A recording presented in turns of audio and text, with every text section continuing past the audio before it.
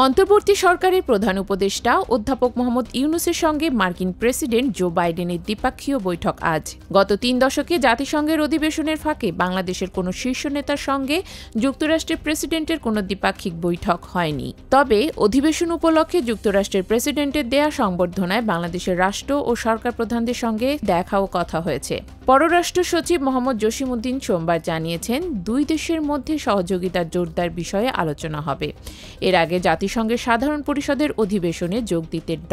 মোহাম্মদ ইউনূস স্থানীয় সময় সোমবার রাতে নিউ ইয়র্কে পৌঁছান। অন্তর্বর্তী সরকারের পররাষ্ট্র বিষয়ক উপদেষ্টা মোহাম্মদ তৌহিদ হোসেন মঙ্গলবার ভারতের পররাষ্ট্রমন্ত্রী এস জয়শঙ্করের সঙ্গে দ্বিপাক্ষীয় বৈঠকে মিলিত হন। আগামী 18 মাসের মধ্যে দেশে সাধারণ নির্বাচন হতে পারে। সেনাপ্রধান জেনারেল ওয়াকারুজ্জামান এমন তথ্য দিয়ে গুরুত্বপূর্ণ সংস্কারগুলো সম্পূর্ণ করতে যে কোনো পরিস্থিতিতে সরকারকে সমর্থনের অঙ্গীকার করেছেন। আন্তর্জাতিক বার্তা সংস্থা রয়টার্সকে দেয়া সাক্ষাৎকারে সেনাপ্রধান বলেন, নোবেলজয়ী ড. মোহাম্মদ ইউনূসের নেতৃত্বাধীন অন্তর্বর্তী সরকারের প্রতি তার পূর্ণ সমর্থন আছে। সামরিক বাহিনীকে রাজনৈতিক প্রভাব থেকে মুক্ত করার একটা রূপরেখাও দেন তিনি। সব পোশাক কারখানা শ্রমিকদের বিদ্যমান হাজিরা বোনাস 225 টাকা বাড়ছে। সেই সঙ্গে আগামী অক্টোবরের মধ্যে সব কারখানায় সরকার ঘোষিত নিম্নতম মজুরি বাস্তবায়ন করা হবে। এছাড়া 10 অক্টোবরের মধ্যে কারখানা কর্তৃপক্ষকে শ্রমিকদের সব বকেয়া মজুরি পরিশোধ করতে হবে। এগুলো সহ শ্রমিকদের 18 দফা দাবি বাস্তবায়নে সম্মত হয়েছে মালিকপক্ষ। মঙ্গলবার সচিবালয়ে সরকার, বিজিএমইএ নেতৃবৃন্দ ও শ্রমিক সংগঠনের নেতাদের উপস্থিতিতে এ বিষয়ে যৌথ ঘোষণা দেওয়া হয়। এদিকে শ্রমিক অসন্তোষের জের ও নিরাপত্তার স্বার্থে সাভার আশুলিয়ায় এখনও প্রায় অর্ধশত কারখানা বন্ধ। সাধারণ ছুটি ঘোষণা করা হয়েছে 9টিতে। পরিস্থিতি স্বাভাবিক রাখতে সড়কে মোতায়েন রয়েছে অতিরিক্ত শিল্প পুলিশ, সেনা ও বিজিবি সদস্য। শিল্পাঞ্চল বিশৃঙ্খলায় উস্কানি দেওয়ার অভিযোগে 8 জনকে গ্রেফতার করেছে যৌথ বাহিনী।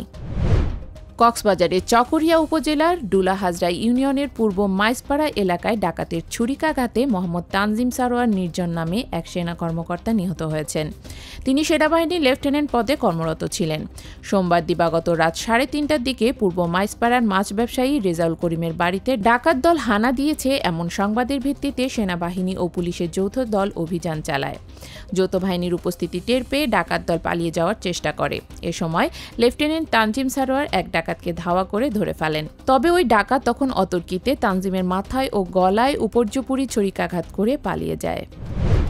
লেবাননে ভয়াবহ বিমান হামলা শুরু করেছে ইসরায়েল। তাদের হামলায় এরই মধ্যে প্রায় 500 জন মানুষ নিহত হয়েছেন।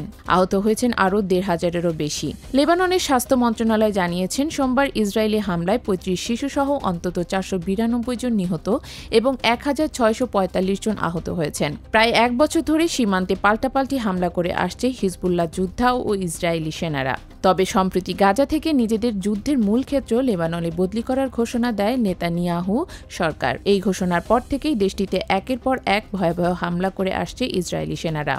1975 থেকে 1990 সালের গৃহযুদ্ধের পর দেশটিতে গতকালই একদিনে সবচেয়ে বেশি মানুষ নিহত হয়েছে।